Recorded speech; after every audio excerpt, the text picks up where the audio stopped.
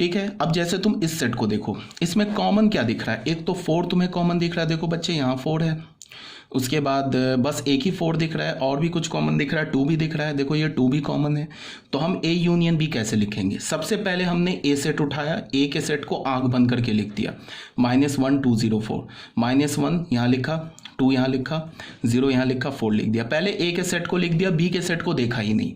उसके बाद हमने देखा ए और बी में कॉमन क्या है, तो कॉमन 4 है और कॉमन 2 है, तो 2 और 4 ऑलरेडी लिखा हुआ है, तो 2 बार नहीं लिखेंगे। ऐसा नहीं कि बी के तरफ से भी 2 और 4 लिख देंगे, जो सेट में जो एलिमेंट्स होते हैं उसको हम रिपीट नहीं करते, ठीक है ना।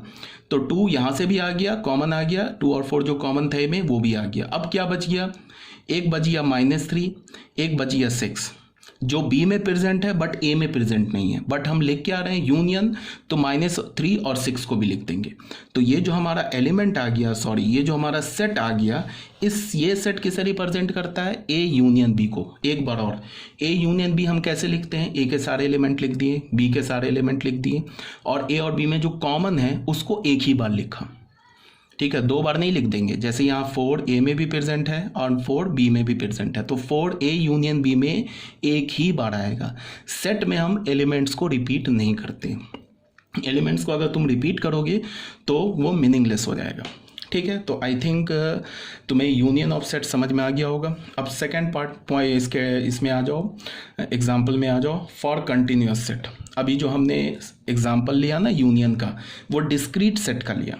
अब हम लोग एग्जाम्पल किसका ले रहे हैं, कंटिन्यूस सेट का यूनियन कैसे निकालेंगे।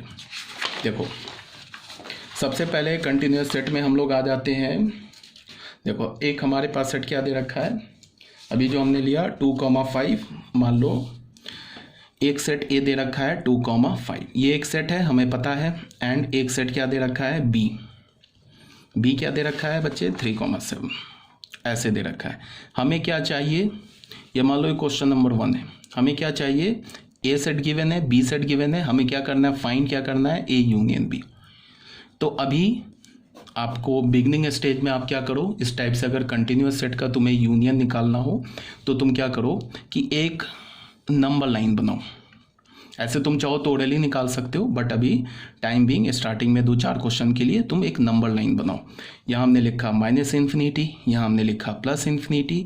नंबर्स कौन कौन से हैं, 2 5 3 7, तो ये लिख दिया 2, यहाँ पे लिख दिया 3, उसके बाद लिखा 5, उसके बाद लिखा 7, ऐसे लिख दिया। ये क्या बोल रहा है set, all numbers between 2 and 5 including 2 excluding 5। तो 2 पर पहले 2 तो इंक्लूडिंग है, तो 2 पर हमने फिल्ड सर्कल बनाया, 5 तो एक्सक्लूडिंग है, तो 5 पर हमने ओपन सर्कल बनाया, ऐसे लिख दिया, ठीक है। ये ज्वाइन कर दिया, ये सेट हो गया हमारा ए सेट, ठीक है।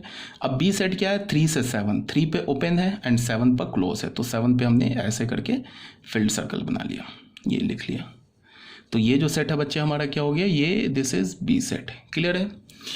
अब हमें करना क्या है, यूनियन निकालना है। तो ए यूनियन बी के लिए हम लोग ऐसे देखेंगे, ए यूनियन बी से देखो पहले 2 और 3, इस 2 और 3 के बीच में सिर्फ ए आ रहा है, बी नहीं आ रहा है, तो 2 और 3 हम लोग लेंगे क्या, तो बिल्कुल ले लेंगे, 2 से 3 के बीच के सारे एलिमेंट ले लेंगे, 2 को भी ले लेंगे, बिकॉज यूनियन में मैंने क्या बोला कि वो सारे एलिमेंट लिखो जो ए में भी प्रेजेंट है, वो सारे एलिमेंट लिखो जो बी में भी प्रेजेंट है, और वो सारे एलिमेंट लिखो जो ए और बी दोनों में प्रेजेंट है, बट जो दोनों में प्रेजेंट है उसको हम एक ही बार लिखेंगे।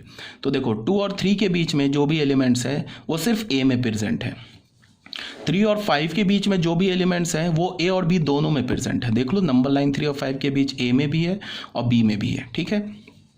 5 और 7 में जो प्रेजेंट एलिमेंट है वो सिर्फ बी में प्रेजेंट है, ए में प्रेजेंट नहीं है, ठीक है। तो हमें क्या करना है, 2 और 3 के बीच के सारे रियल नंबर्स लेने हैं, 3 और 5 के बीच के सारे रियल नंबर्स लेने हैं, 5 और 7 के बीच के सारे रियल नंबर्स लेने हैं। 5 पे, अब 7 पे आ जाओ, 7 भी हमें लेना है, क्यों, बिकॉज 7 बी में है, तो बी के भी एलिमेंट लेंगे, तो 7 भी हमें लेना है। 5 को भी हम लेंगे, क्यों, 5 ए में तो नहीं है बट बी सेट में है, देख लो 5 बी में है, तो 5 भी हमें ले लेना है। फिर 3 को हम लेंगे, क्यों लेंगे, बिकॉज 3 ए में है बट बी में नहीं है।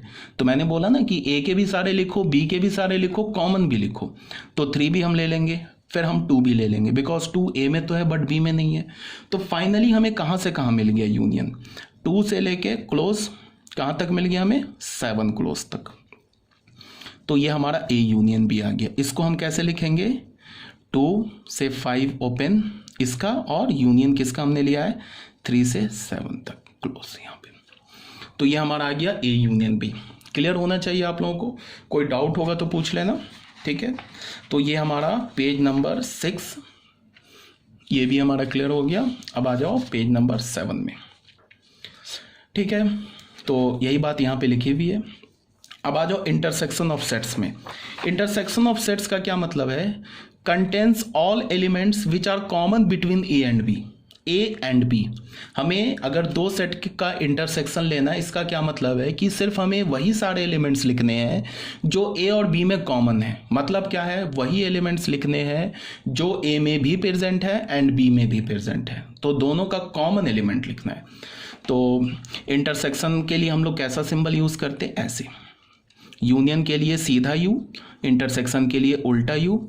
ए यूनियन बी ऐसे लिखा, ए, इसको हम क्या रीड करेंगे, A intersection B. A set, हम ए हमारा सेट है, बी हमारा सेट है, तो ये ए इंटरसेक्शन बी भी हमारा एक सेट ही है।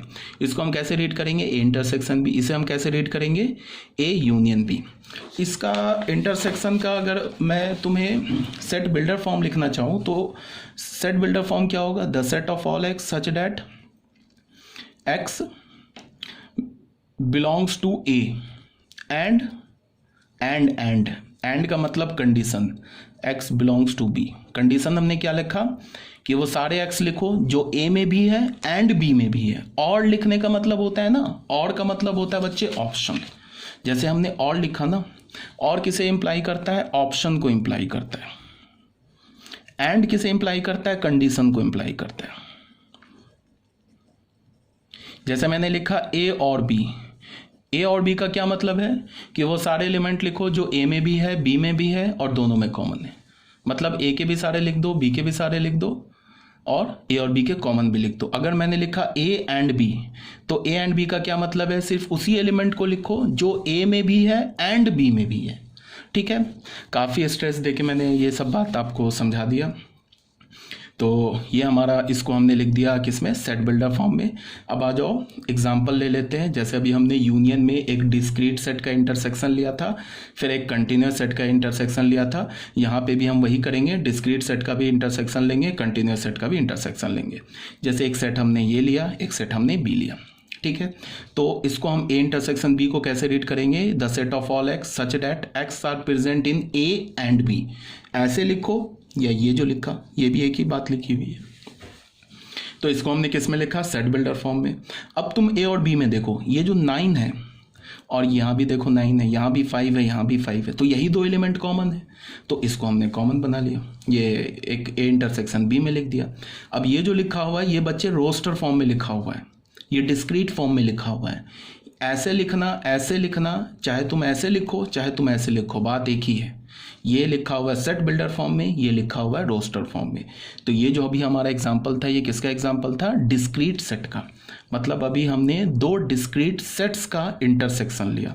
अब क्या करने जा रहे हैं, अब हम दो कंटिन्यूअस सेट का इंटरसेक्शन लेंगे। तो कंटिन्यूअस सेट में क्या है हमारे पास, एक तो है ए सेट हमारे पास क्या है 2,5 एंड एक बी सेट क्या है हमारे पास, बी सेट है 3,7, सेम है, तो 7 पे क्लोज, सॉरी। तो कंटिन्यूअस सेट के लिए मैंने क्या बोला है, स्टार्टिंग में आप क्या करो कि ऐसे नंबर लाइन बना लो, this is -infinity plus infinity 2 3 5 7 2 3 5 7। तो ये क्या बोल रहा है, 2 से लेके 3 तक, तो 2 पर क्लोज बनाया हमने, सॉरी 2 to 5 इंक्लूडेड नहीं है तो 5 पर ओपन बना दिया, ठीक है। उसके बाद क्या है, ये क्या बोल रहा है 3 ओपन टू, ये तो सेट ए हो गया, 3 ओपन टू, यहाँ पे मतलब 3 ओपन टू 7 क्लोज, यहाँ पे 7 पे हमने क्लोज बना दिया, ऐसे ले लिया। अब तुम देखो कि यहाँ से लेके यहाँ तक का जो लाइन है ना, ये लाइन जो है, ये लाइन ए सेट में भी है और ये लाइन बी सेट में भी है, ये हमारा बी सेट है। तो ये जो लाइन के क्रॉसपॉन्डिंग जो रियल नंबर्स हैं वो ए में भी प्रेजेंट है और बी में भी प्रेजेंट है, ठीक है। तो ये 3 और 5 के बीच के सारे रियल नंबर्स हमें लेने हैं, ठीक है। अब आ जाओ 3 पर, क्या हमें 3 लेना है, तो 3 नहीं लेना है। क्यों नहीं लेना है, बिकॉज जो 3 है वो सेट ए में तो है बट सेट बी में नहीं है, तो 3 कॉमन नहीं है, तो 3 को हमें एक्सक्लूड कर देना है। मतलब क्या है कि ए इंटरसेक्शन बी में हमें 3 नहीं लेना है। अब आ जाओ 5 लेना है क्या हमें, तो 5 भी नहीं लेना है। क्यों? बिकॉज 5 जो है ये सेट ए में तो है बट बी में नहीं है। दोनों में होता तो ले लेते, बट ए में है बी में नहीं है, तो 5 को भी हमें एक्सक्लूड कर देना है। तो फाइनली हमारा आंसर क्या होगा, हमने लिखा ए इंटरसेक्शन बी। ए क्या हमारे पास 2 क्लोज टू 5 ओपन का इंटरसेक्शन 3 ओपन टू 7 क्लोज। ये हमें क्या मिला, सॉरी दिस इज ओपन 3,5। इसको चाहो तुम ऐसे लिख लो, चाहो तुम इसको ऐसे लिख लो। क्लियर होना चाहिए ये भी बात आप लोगों को, कोई प्रॉब्लम नहीं है। तो ये हमारे हमने कंटिन्यूस सेट का एक एग्जांपल ले लिया। ये हमारा पेज नंबर 7 भी हो गया क्लियर। कोई डाउट होगा पूछ लेना। अब आ जाओ सब्ट्रैक्शन ऑफ सेट्स में।